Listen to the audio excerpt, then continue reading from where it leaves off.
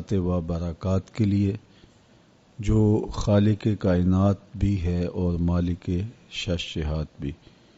اللہ جل وعلا کی حمد و ثنا کے بعد رسول رحمت، شفیع معظم، نبی محتشم، حضور ختم المرتبت صلی اللہ علیہ وآلہ وسلم کے حضور ناز میں اپنی عقیدتوں، ارادتوں اور محبتوں کا خراج پیش کرنے کے بعد واجب الاحترام ذوی الاحتشام عالی مرتبت ناظرین و ناظرات، السلام علیکم ورحمۃ اللہ وبرکاتہ۔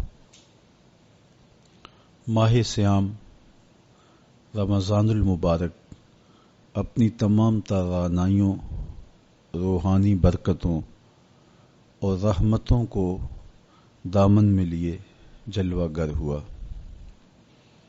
یہ وہ مبارک مہینہ ہے جس کے بارے میں ارشاد فرمایا گیا کہ اگر میری امت کو پتہ چل جائے کہ ماہ صیام رمضان المبارک ہے کیا تو وہ آرزو کرے کہ پورا سال ہی رمضان ہو۔ اللہ تعالی جل شانہ کی رحمتیں جس فراوانی کے ساتھ اس مہینے میں برستی ہیں وہ کسی اور دوسرے مہینے کا مقسوم نہیں ہے۔ جنت کے 8 دروازے کھول دیے جاتے ہیں، جہنم کے دروازے بند کر دیے جاتے ہیں، اور فرمایا کہ ماہ صیام میں شیاطین جکڑ دیے جاتے ہیں۔ اللہ کی رحمتوں اور کرم نوازیوں کی لوٹ سے لگ جاتی ہے۔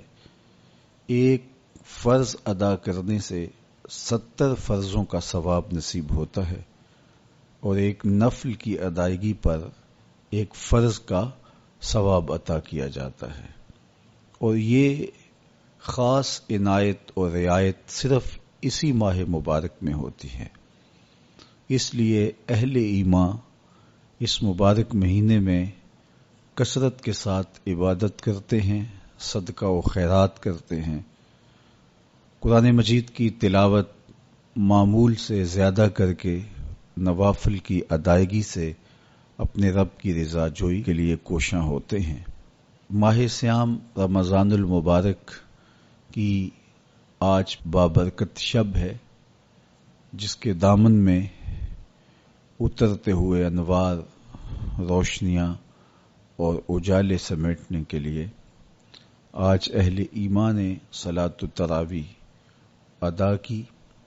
ہم نے مناسب جانا کہ پوری دنیا کے طول و عرض پہ پھیلے ہوئے ہمارے محبت کرنے والے، سننے والے، دعائیں دینے والے اور الفت و پیار کا ربط اور تعلق رکھنے والے لوگوں کو مبارکباد دی جائے، اور رمضان المبارک کے اس مبارک لمحے میں کچھ ضروری باتیں ان سے کی جائیں۔ اس مقصد کے لیے آج آپ کے سامنے حاضر ہونے کا موقع اور شرف نصیب ہوا۔ میں آپ سب لوگوں کے لیے بارگاہ عزتی میں دعا گو ہوں کہ وہ آپ کو اس ماہ مبین کی، ماہ مبارک کی، ماہ رحمت کی پوری برکتیں نصیب فرمائے۔ آپ کی دعائیں قبول ہوں، عبادات مستجاب ہوں، اور جو تمنائیں، جو آرزویں لیے ہوئے آپ اپنے مالک کے حضور حاضر ہو رہے ہیں وہ ساری کی ساری آپ کو نصیب کر دی جائیں۔ رمضان المبارک اللہ کی رحمتوں کا وہ مہینہ ہے جس میں اس امت پر روزے فرض ہوئے ہیں۔ پورا ایک مہینہ روزے فرض کیے گئے۔ سن 2 ہجری میں باقاعدہ فرضیت ہوئی۔ اس طرح حضور علیہ السلام کی حیات طیبہ میں 9 رمضان فرضیت روزہ کے بعد آئے۔ 7 رمضان 29 کے تھے اور 2 مہینے 30 کے رہے۔ یہ بات ذہن نشین رہے کہ روزے 29 ہوں ثواب تب بھی 30 کا ہی نصیب کیا جاتا ہے۔ یہ اس امت پر اللہ کی خاص رحمت ہے۔ مختلف صورتوں میں احکام کے فرق کے ساتھ روزے پچھلی امتوں میں بھی مشروع رہے ہیں۔ کتاب رحمت قرآن مجید سے جو کلمات میں نے آپ کے سامنے رکھے ہیں ان میں یہی ارشاد فرمایا گیا، اے ایمان والو تمہارے اوپر روزے فرض کیے گئے ہیں جس طرح تم سے پہلوں پر فرض کیے گئے، تاکہ تمہیں تقوی کا نور نصیب ہو، تم متقی بن جاؤ، تمہیں پرہیزگاری میسر آئے۔ تو ہر امت پر کسی نہ کسی طرح سے روزے فرض کیے گئے تھے، لیکن اس امت کو کامل مہینے کے روزے نصیب ہوئے۔ روزہ فرض کیوں کیا گیا؟ سویر سے لے کر شام تک سب کچھ ہونے کے باوصف بھوک اور پیاس میں وقت گزارنا اور میسر ہونے کے باوجود ایک گھونٹ بھی حلق سے نیچے نہ اترنے دینا، آخر اس میں کیا حکمت تھی؟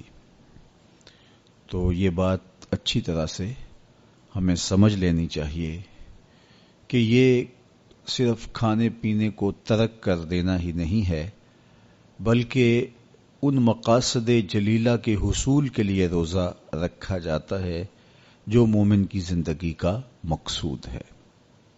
اور اگر کوئی شخص کھانا پینا تو ترک کر دیتا ہے لیکن ان امور سے نہیں رکتا جن امور سے روکنا ان روزوں کا مقصود تھا، تو اس کا روزہ نہیں کہلاتا۔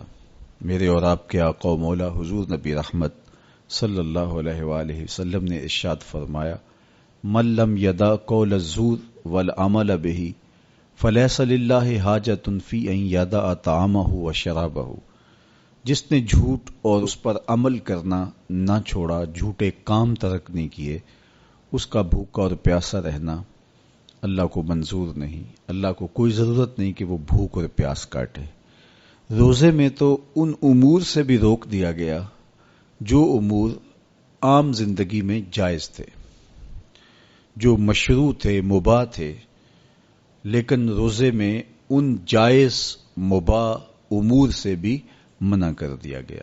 طیب اور طاہر کھانے، خوبصورت مشروب، ان سے روک دیا گیا۔ آپ آب زمزم بھی نہیں پی سکتے جبکہ وہ متبرک پانی ہے۔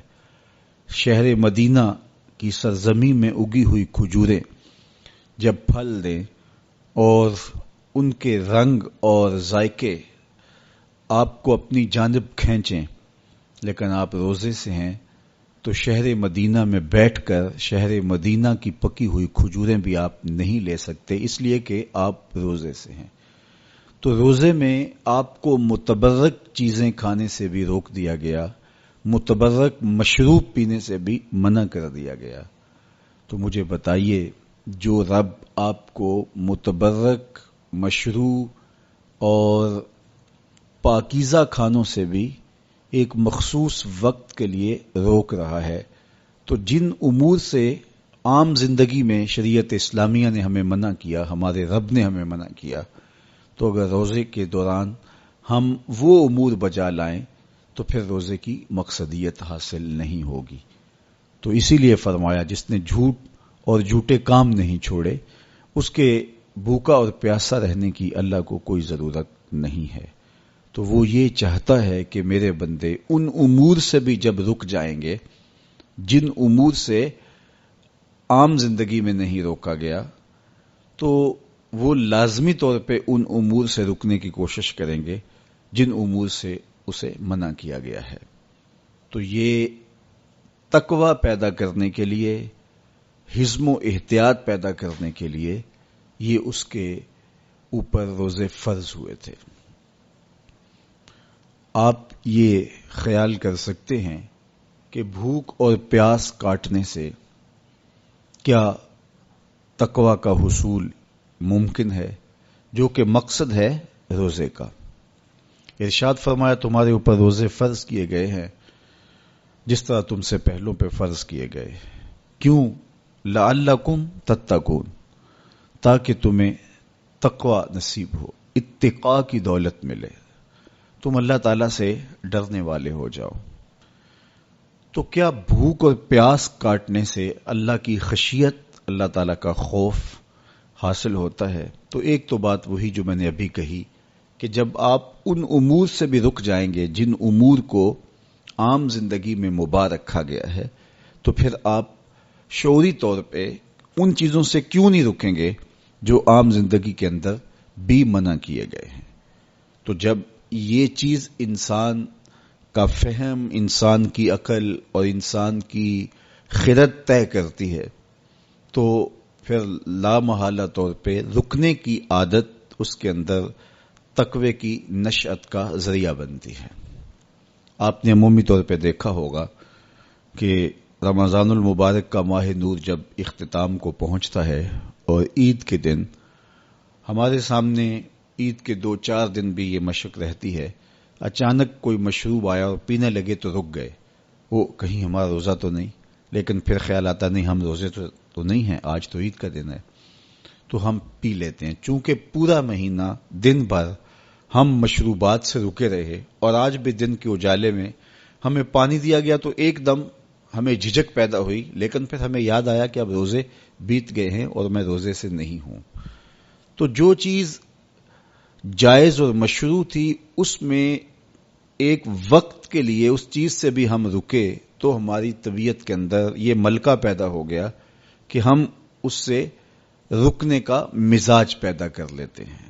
تو اگر ہم ان امور سے رک جاتے ہیں جن کو شریعت اسلامیہ نے منع کیا ہوا ہے تو پھر دوبارہ جب اس کو کرنے لگتے ہیں تو پھر ہمارا ہاتھ بھی رکے گا اور پھر ہم مستقل اپنے ہاتھ کو روک سکتے ہیں کہ ہاں میاں یہ روزے میں بھی چیزیں منع تھی اور روزے کے بعد بھی یہ چیزیں ہمارے اوپر منع ہیں. تو ایک ملکہ پیدا ہو جائے گا ان امور منہیات سے رکنے کا، ان سے باز رہنے کا. تو گویا یہی تقوی ہے کہ جو اللہ جل شانہ نے ہمارے اوپر حرام کیا ہے اس سے ہم رک جائیں، جس کام کے کرنے کا حکم دیا ہے اس کام کو ہم بجا لائیں.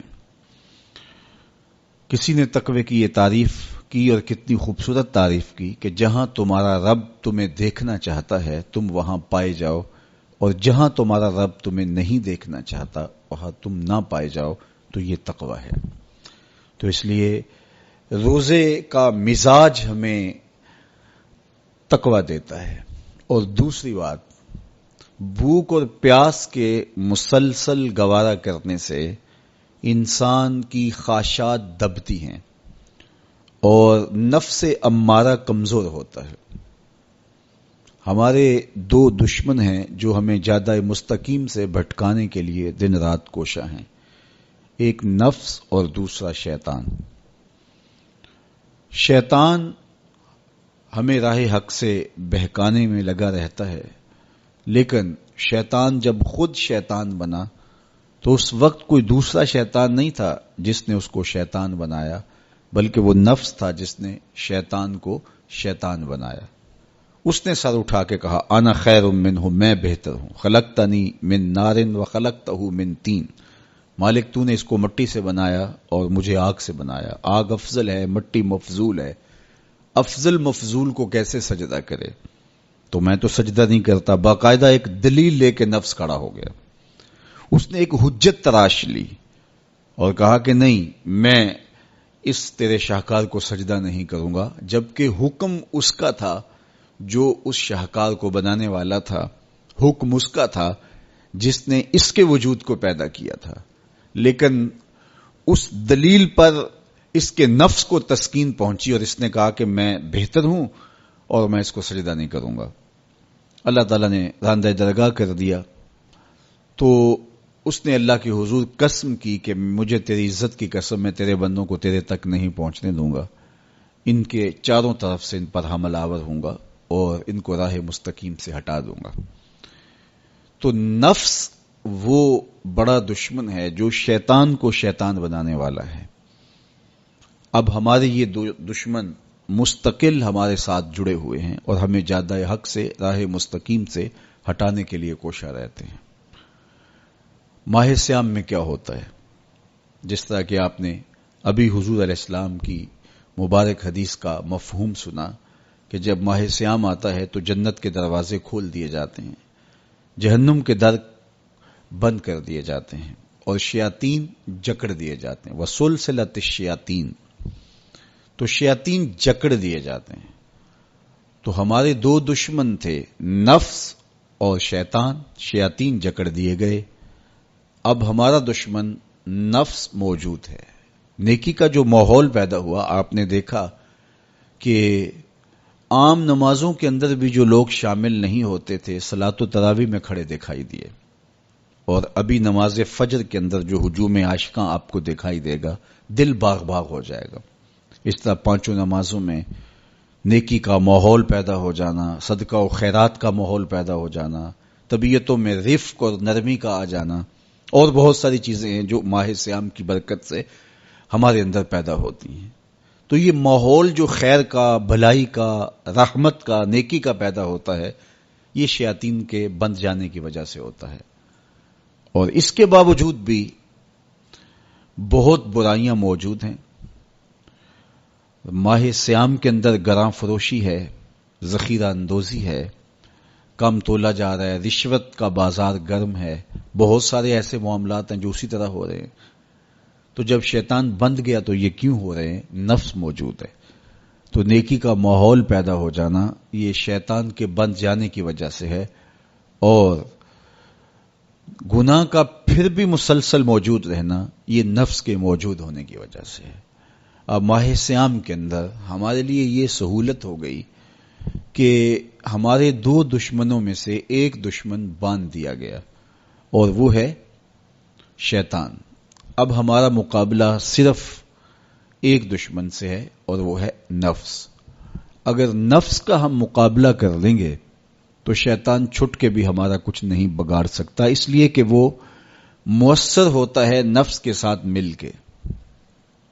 اندر کا بھیتی جب تک نہ ملا ہو تو باہر سے آ کر حملہ آور کچھ نہیں کر سکتا. تو جب تک اندر کے غدار، اندر کے ملے ہوئے شخص قوموں کو برباد نہ کریں تو قومیں برباد نہیں ہوتی، قومیں اپنے پاؤں پہ کھڑی رہتی ہیں.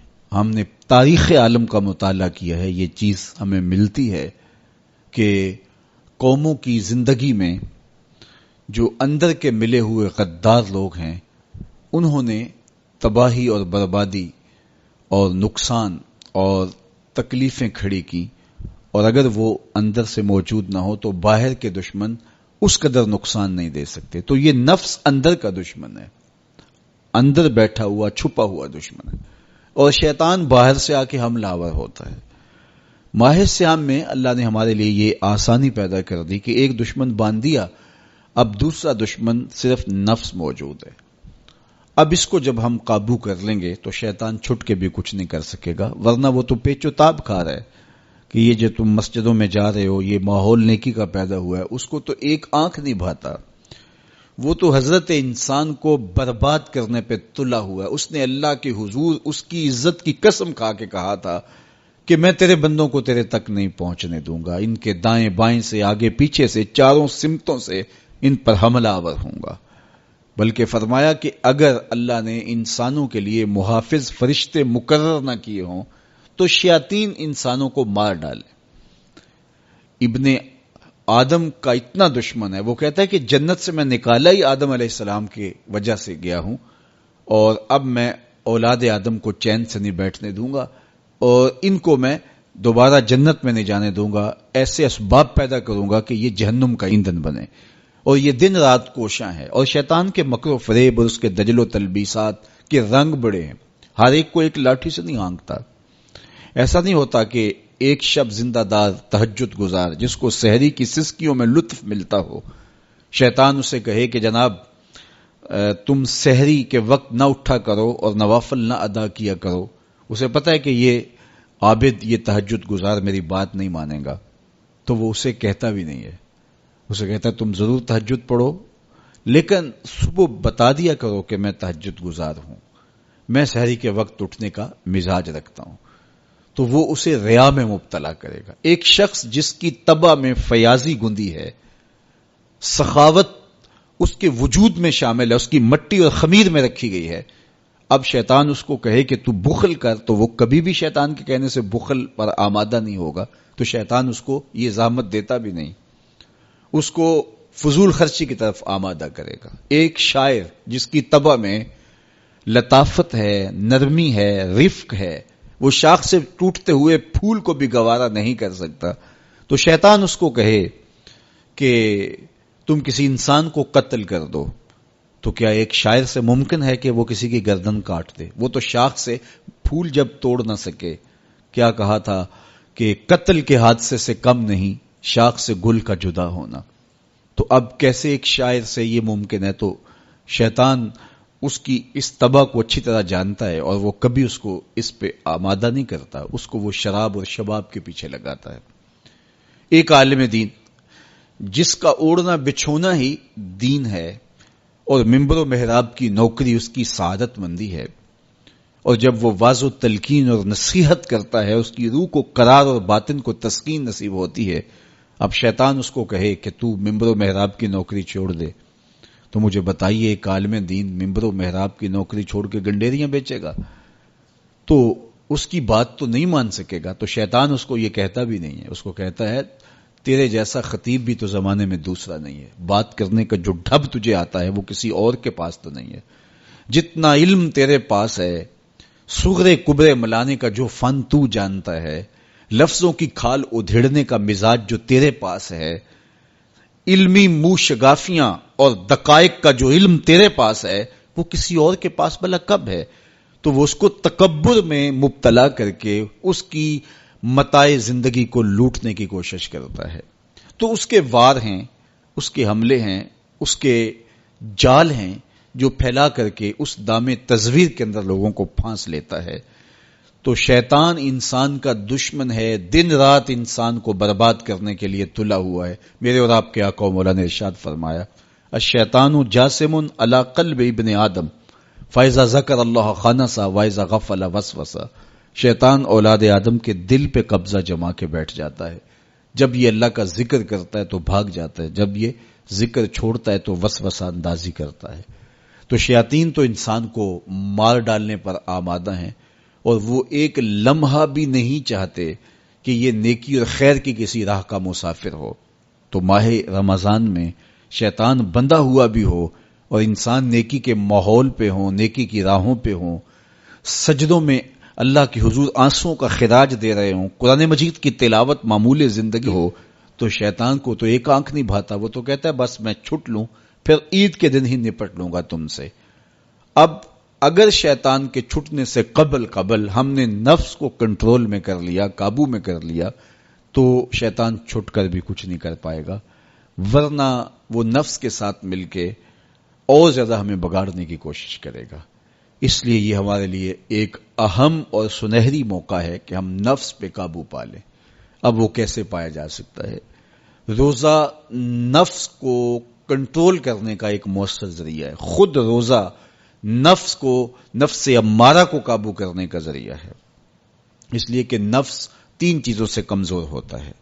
حضرت شیخ فرید الدین عطار رضی اللہ تعالیٰ عنہ فرماتے ہیں نفس نتواں کشت الا باسے چیز بات و گوئم یاد گیرش اے عزیز.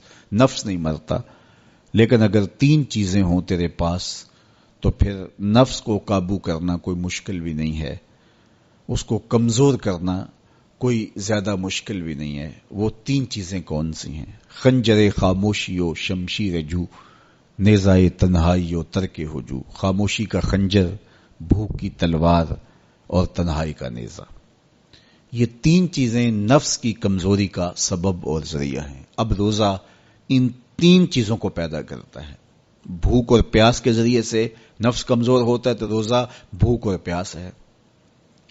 اور میرے اور آپ کے آقا و مولا نے ارشاد فرمایا یا معاشر الشباب من استطاع منکم الباءۃ فلیتزوج فانه اغض للبصر واحسن للفرج فمن لم يستطع فعليه بالصوم فانه له وجاء. اے جوانوں کے گروہ، تم میں سے اگر کوئی نکاح کرنے کی طاقت رکھتا ہے تو دیر نہ کرے، فوری نکاح کر لے، اس لیے کہ یہ نظر اور پاکیزگی کا محافظ ہے.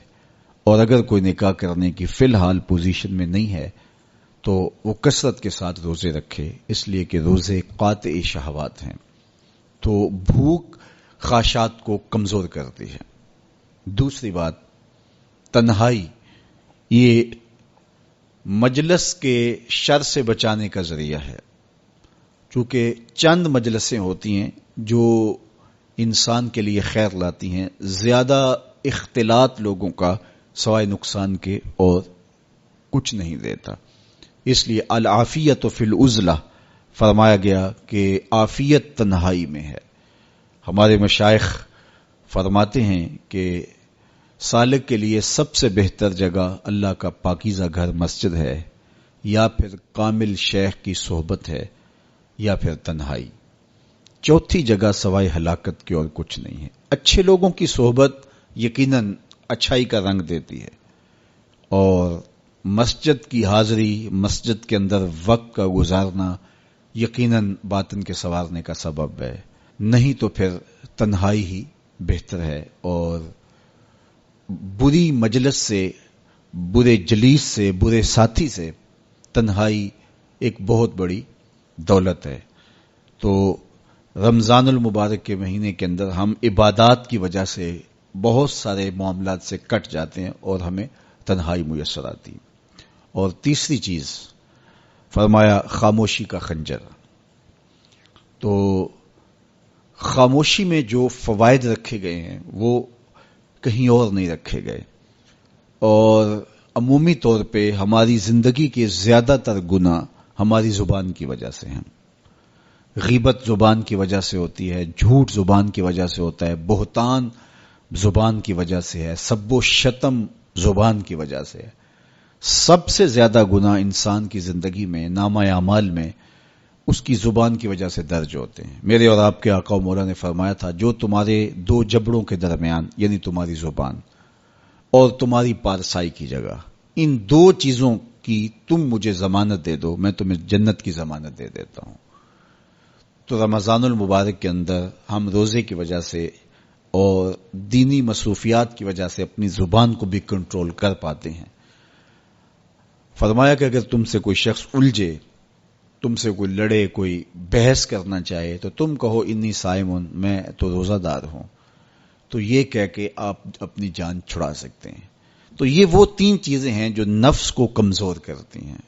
رمضان المبارک کے اندر ہمیں اس کے لیے عملی کوشش کرنی چاہیے۔ ہر سال رمضان المبارک آتا ہے اور گزر جاتا ہے، اور ہم جہاں ہوں وہیں کے وہیں کھڑے رہتے ہیں، یا دو قدم پیچھے سرک جاتے ہیں۔ تو ہمیں سوچنا چاہیے زندگی بار بار نہیں ملتی، یہ اللہ کی نعمت ہے، یہ اللہ کی کرم نوازی ہے۔